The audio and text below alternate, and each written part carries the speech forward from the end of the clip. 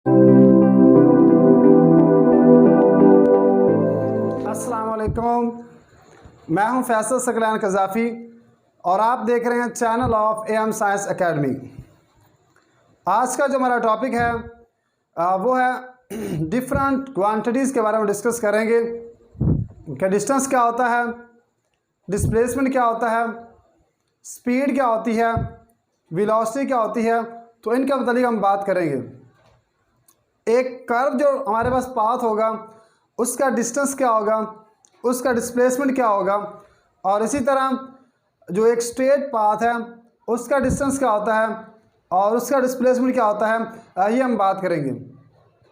तो एक्चुअली जो सबसे पहले हमारे पास आता है वो है डिस्टेंस, कि डिस्टेंस क्या होता है। बेसिकली जो डिस्टेंस है उसे हम नाम देते हैं कि दो पॉइंट के दरमियान जितना भी रास्ता होता है, जितना भी पाथ होता है, जितनी भी लंबाई होती है, उसे हम नाम देते हैं डिस्टेंस का। यानी कि दो पॉइंट आपके पास हैं, उन दो पॉइंट के दरमियान जितना भी रास्ता होगा, जितना भी पाथ होगा, या उसकी लंबाई होगी या उसकी लेंथ होगी, तो उसे हम नाम देते हैं डिस्टेंस का।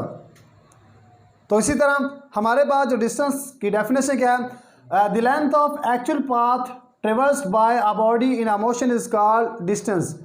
एक ऐसी बॉडी जो किसी दो पॉइंट के दरमियान अपना पाथ कवर करती है, लंबाई कवर करती है, उसे हम नाम देते हैं डिस्टेंस का।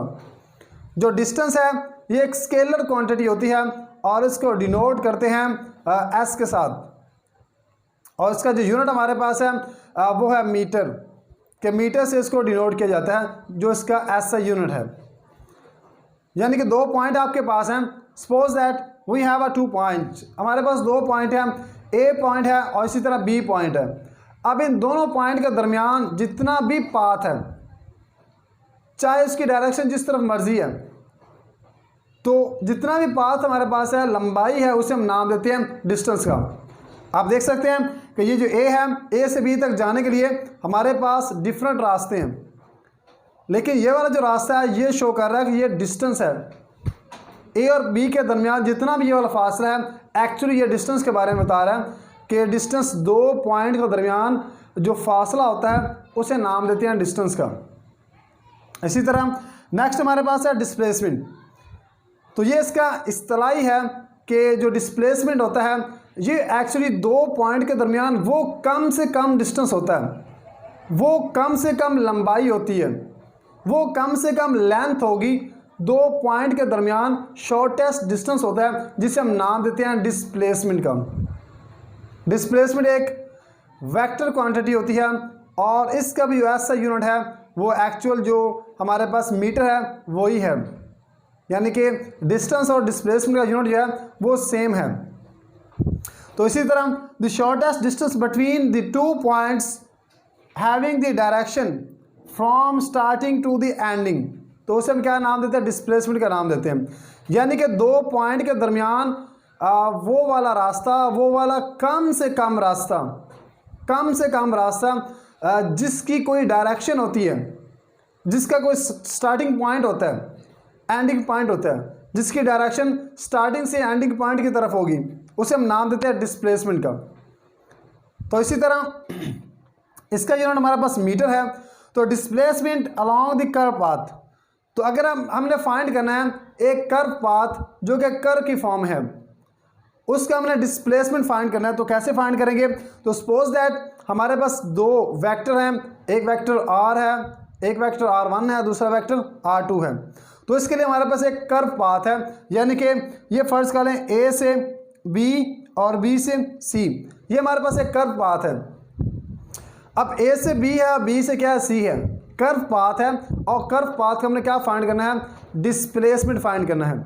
तो इसके लिए क्या करेंगे, इस हिस्से को, ये जो हमारे पास a जो कर्व पाथ है, इसको ड्रा करेंगे हम कोऑर्डिनेट सिस्टम में, यानी कि along x axis and along y axis, इस प्लेन में इसको ड्रा करेंगे। तो ये इसका ओरिजिन है और ये हमारे पास x एक्सिस है, ये y एक्सिस है। तो ये जो पॉइंट है ये वाला, क्योंकि हम फाइंड करने जा रहे हैं कर्व पाथ का, जो कर्व पाथ है उसका डिस्प्लेसमेंट, कम से कम रास्ता जिसकी कोई ख़ास डायरेक्शन हो, वो फाइंड करने जा रहे हैं।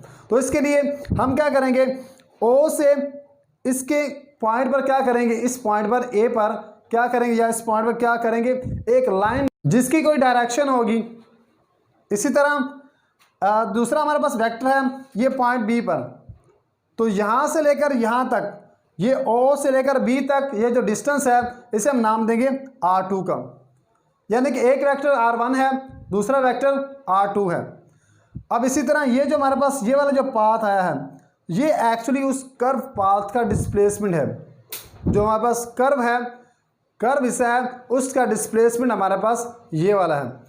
यानी कि उसके इस पॉइंट पर एक वेक्टर ड्रा करेंगे, एक इस पॉइंट पर वेक्टर ड्रा करेंगे ओरिजिन से, और इन दोनों वेक्टर को जब मिलाएंगे तो हमारे पास क्या आएगा, ये उसका डिस्प्लेसमेंट आ जाएगा जो कि डिनोट किया गया डी के साथ। और डी बराबर होता है R2 माइनस R1, यानी कि डी बराबर है R2 माइनस R1। यानी कि जो हमारा R2 पोजीशन वेक्टर है उसमें से R1 जो पोजीशन वेक्टर है उसको अगर माइनस कर लेते हैं तो हमारे पास वो कम से कम डिस्टेंस आएगा, डिस्प्लेसमेंट आएगा, जिसे हम नाम देते हैं डी का। इसी तरह ये जो डिस्प्लेसमेंट है ये शॉर्टेस्ट डिस्टेंस होता है और इसकी एक ख़ास डायरेक्शन होती है, तो हम उसे इस तरह डिनोट कर देते हैं। और इसी तरह नेक्स्ट हमारे पास है डिस्प्लेसमेंट अलोंग स्ट्रेट लाइन या स्ट्रेट पाथ, कि अब हमने क्या फाइंड करना है, डिस्प्लेसमेंट फाइंड करना है स्ट्रेट लाइन का। यहाँ पर तो आपके पास कर्व पाथ था ना, अब कर्व पाथ नहीं है, इस बार हमारे पास जो पाथ है वो एक्चुअली क्या है, स्ट्रेट है, सीधा है। यहाँ पर तो हमने दो वेक्टर के ज़रिए वो जो कम से कम रास्ता था वो फाइंड कर लिया था, तो इसी तरह अब हम स्ट्रेट जो लाइन है, जो पाथ है, उसका डिस्प्लेसमेंट कैसे फाइंड करेंगे। तो उसके लिए वैसे हमारे पास क्या एक्स एक्सिस वाई एक्सिस है जो कि प्लेन है, और इस प्लेन में हमारे पास दो वेक्टर लाई कर रहे हैं। सेम प्रोसेस जैसे हमने यहाँ पर किया था कि उस लाइन के किसी एक पॉइंट पर क्या करना है, हमने वेक्टर ड्रॉ करना है जो कि ओरिजिन से स्टार्ट होगा, उसका स्टार्टिंग पॉइंट और एंडिंग पॉइंट उस वो जो लाइन हम यूज़ कर रहे हैं, जो पाथ हम यूज़ कर रहे हैं, उसके किसी पॉइंट को टच करेगा। तो इसी तरह दूसरा वेक्टर भी हम यूज़ करेंगे R2, वो भी ओरिजिन से स्टार्ट होगा और इसी तरह इसके किसी पॉइंट को टच करेगा, उसे हम नाम देंगे B का। अब ये जो डिस्टेंस इसके पास ये वाला, ये एक्चुअली कम से कम डिस्टेंस है, बहुत कम डिस्टेंस है, और इसकी एक ख़ास डायरेक्शन है।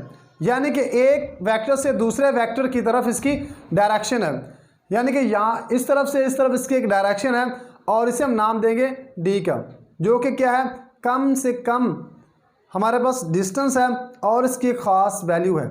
इसका मतलब है चाहे हमारे पास कर्व पाथ है या हमारे पास स्ट्रेट पाथ है, हम क्या कर सकते हैं, उसका जो डिस्प्लेसमेंट है वो फाइंड कर सकते हैं। तो इसी तरह नेक्स्ट हमारे पास है वेलोसिटी।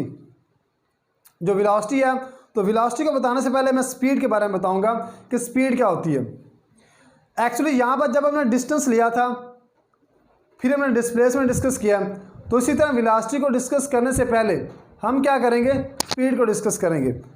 जैसे कि डिस्प्लेसमेंट को डिस्कस करना हमारे लिए आसान था, पहले हमने डिस्टेंस को डिस्कस किया था, इसलिए तो यहाँ पर भी वेलोसिटी हमारे लिए आसान हो जाएगी जब हम क्या करेंगे, स्पीड को डिस्कस करेंगे।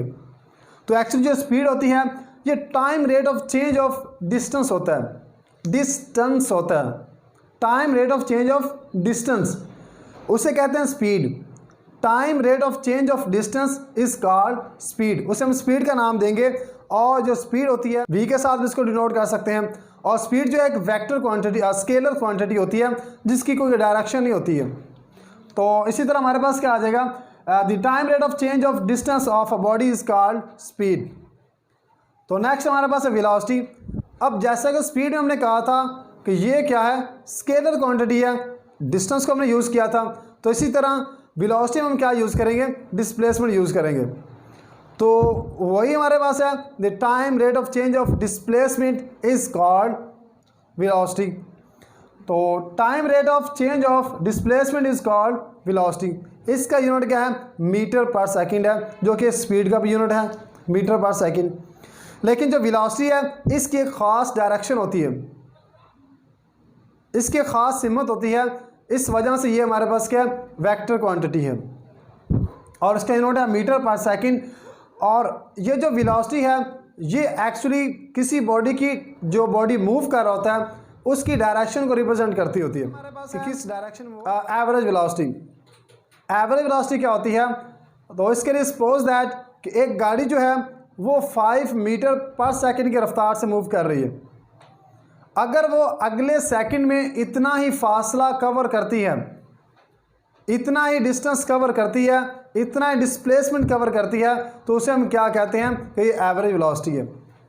और अगर इसे कम या ज़्यादा करेगी तो वो एवरेज नहीं होगी बल्कि वेरिएबल वेलोसिटी होगी।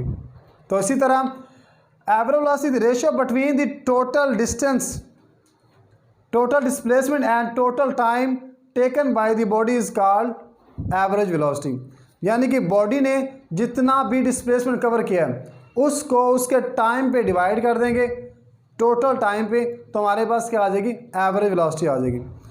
एक्चुअली जो एवरेज वेलोसिटी है ये भी एक हमारे पास वेक्टर क्वांटिटी है और इसका भी फार्मूला हमारे पास है जो कि बराबर है d/t के।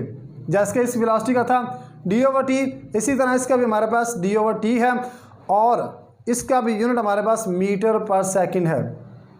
तो ये था हमारे पास डिस्टेंस क्या होता है, डिस्प्लेसमेंट क्या होता है, वेलोसिटी क्या होती है, स्पीड क्या होती है, एवरेज वेलोसिटी क्या होती है, और जो कर्व पाथ होगा उसका डिस्प्लेसमेंट कैसे फाइंड करते हैं, और इसी तरह जो हमारे पास स्ट्रेट पाथ है उसका कैसे फाइंड करते हैं डिस्प्लेसमेंट।